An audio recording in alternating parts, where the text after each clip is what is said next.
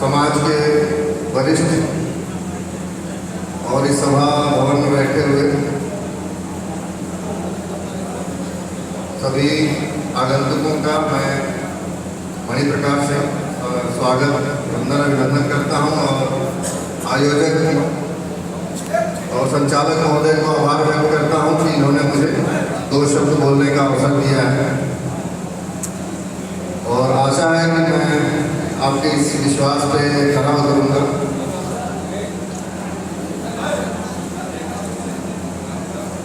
अभी हमारे वरिष्ठ मार्गदर्शक ने बताया कि हमें विषय पर ही केंद्रित रहना चाहिए और सबके निजी स्वार्थ, सबके निजी हित हो सकते हैं, लेकिन जो समाज का हित है वो सर्वोपरि है। किसी भी एक व्यक्ति का सम्मान सारे समाज के सम्मान से बढ़कर नहीं होता। तो हमें एक अच्छा समाज और एक अच्छा राष्ट्र बनाना है, अपने वर्तमान और भविष्य को ठीक करना है, आने वाली पीढ़ियों को ठीक करना है। जो जहाँ तक बात है विस्थापित और स्थापित शब्द की, तो मैंने अनेक मंचों पर इस बात को कहा है कि ये बहुत सतही बंटवारा है।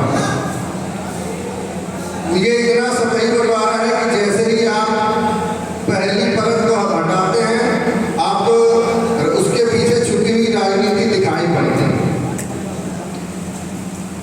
1872 में राजस्थान में अंग्रेजों ने एक कॉलेज की स्थापना की थी, उसका नाम था मेयो कॉलेज। आपको पता है कि उसी समय 1832 में शिक्षा नीति आई थी और समाज को धीरे धीरे तोड़ने का उपक्रम उसी शिक्षा नीति की आड़ में चलाया गया। तो उस समय 1852 में, इसको बहुत ध्यान दीजिएगा, 1852 में जमींदारी एक्ट आया और अंग्रेजों ने क्या किया कि पूरे गांव की जमीन लेकर के एक व्यक्ति को उसका मालिक बना दिया कि ये व्यक्ति है, जमींदार कहा जाएगा और ये टैक्स वसूल करके हमको देगा। इसको कहा जाता है जमींदारी एक्ट। उसी जमींदारी के तहत बहुत से लोगों ने जमींदारियां प्राप्त की।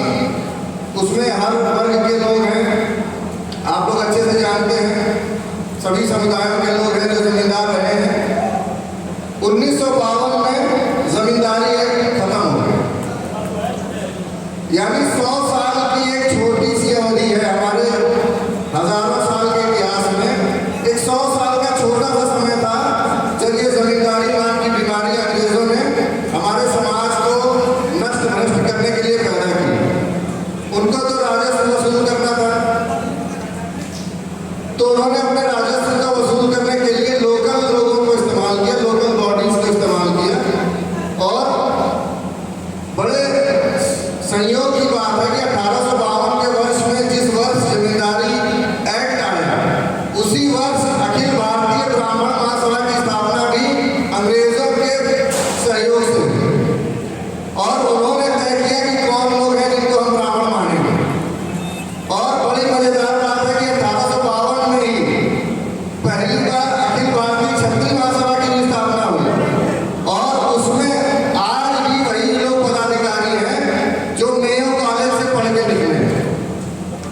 अब मेयो कॉलेज क्या करता था? मेयो कॉलेज राजाओं, रजवाड़ों, महाराजाओं के बच्चों को आज भी पढ़ाता है और वहीं से निकल करके उनको कर्नल, जनरल, सेना में बड़े बड़े पदों तक पहुंचाता है। आज भी वो सत्ता में स्थापित है और आज भी उनके हाथ में कलम है। उसके बाद एक और कानून आया,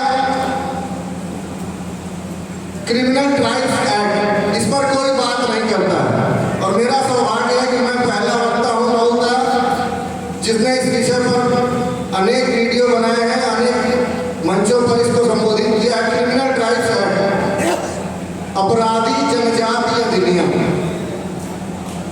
अपराधी जनजातीय अधिनियम के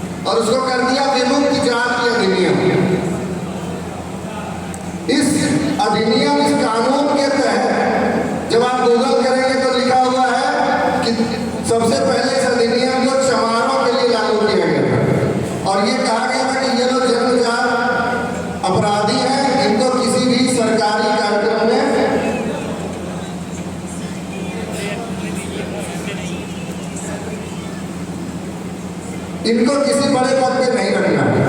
आप लिस्ट खोलिए, उसमें आपको हमारी समस्या का कारण मिलेगा। उसमें राजभर, नोनिया, मल्ला ऐसे नाम से नामकरण करके जातियों की सूची बनी हुई है। लगभग 329 जातियां और लगभग 30 करोड़ की आबादी को वर्तमान संविधान क्रिमिनल मानता है।